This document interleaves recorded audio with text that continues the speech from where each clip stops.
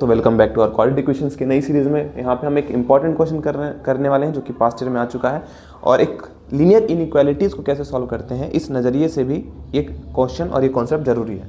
तो देखो, हमसे बोला गया है, क्वेश्चन क्या कह रहा है, डिटरमाइन द पॉजिटिव वैल्यूज, ध्यान रखना पॉजिटिव वैल्यू बोला है, find the positive values of K for which the equation this and this have real roots. दोनों इक्वेशंस के रियल रूट्स हैं, अब हमें पता करना है। तो अब बताओ रियल रूट्स, देखो हमारे पास डिस्क्रिमिनेंट क्या होता था, जब 0 से बड़ा होता था तो दो रियल रूट्स होते थे और अलग अलग होते थे, मतलब उनकी वैल्यूज अलग होती थी, डिस्टिंक्ट होती थी। एक रूट 2 होगा तो दूसरा कुछ और होगा, 3 होगा। अगर डिस्क्रिमिनेंट इक्वल टू 0 था तो दोनों रूट बराबर होंगे, एक रूट 2 तो दूसरा रूट भी 2 ही होगा, ठीक है। और डिस्क्रिमिनेंट लेस देन 0 होगा तो उसका तो कोई रियल रूट एग्जिस्ट ही नहीं करेगा, वो इमेजिनरी रूट एग्जिस्ट करेगा, वो 11th क्लास में हम सीखेंगे। फिलहाल अब आपको पता है एक क्वाड्रेटिक इक्वेशन का स्टैंडर्ड फॉर्म होता है x² + bx + c, और डिस्क्रिमिनेंट की वैल्यू होती है b² - 4ac। तो a क्या होता है जो x² के साथ मल्टीप्लाई हो रहा होता है, b क्या होता है जो x के साथ मल्टीप्लाई हो रहा होता है, और c क्या होता है कांस्टेंट टर्म जिसके साथ कोई वेरिएबल अटैच्ड नहीं हो। तो ये होता है। अब हम कंडीशंस पुट करेंगे। अब देखो b² जो d जो है मेरे पास ग्रेटर देन 0 और d इक्वल टू 0, दोनों वाली कंडीशन को हम लगाएंगे यहाँ पे, क्योंकि इसने रियल रूट्स बोला है। इक्वल रूट्स के बारे में कोई नहीं, हो सकता है हो और हो सकता है ना हो, तो हम दोनों को लेके चलेंगे। तो हम कंडीशन लगाएंगे डिस्क्रिमिनेंट जो है ग्रेटर देन या इक्वल टू है 0 के। अब इस इनइक्वालिटीज को हमें सॉल्व करते हुए जाना है।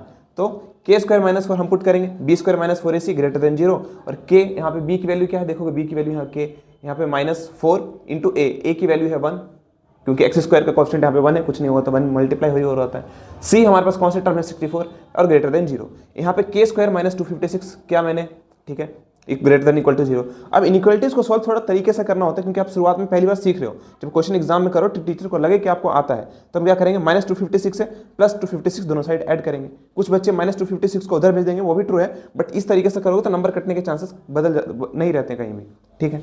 चलो, तो ये हो गया हमारे पास। तो k² greater than equal to 256 है और k की वैल्यूज हमारे पास 16 आ गई। अब लगे भैया जब स्क्वायर रहता है तो तब तो दो वैल्यूज आती है, +16 -16, बट यहाँ पे क्वेश्चन देखा है आपने क्या कह रहा है, पॉजिटिव वैल्यूज ऑफ k, तो हमारे पास k की वैल्यू होगी 16 या 16 से बड़ी होगी। सेम दूसरे इक्वेशंस के लिए भी सेम कंडीशंस मैंने यहाँ पर लगा के रखा है, सेम चीज़ है, ठीक है। अब यहाँ पर हमारे पास यहाँ पे समझने वाली क्या बात हुई कि जब मैं यहाँ पे पहुँचा हूँ तो यहाँ पे मेरे को -4k, अब मैं क्या करता हूँ, दोनों साइड -64 ऐड करता हूँ। -64 जब मैंने ऐड किया तो मेरे पास इक्वेशन जो आई -4k greater than equal to -64 आया। अब जाहिर बात है माइनस का साइन मुझे हटाना है, तो दोनों साइड माइनस से मल्टीप्लाई करूंगा।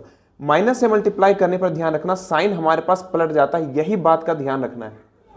अगर यहाँ पे -256 को उधर भेज देते हो ना, गड़बड़ नहीं होगी। 250 ये प्रोसेस के बिना कि भाई एक दोनों साइड +256 256 +256 ऐड कर रहा हूँ, बट यहाँ पर अगर आपने गड़बड़ की तो यहाँ पे गलती हो जाएगी। क्यों? For example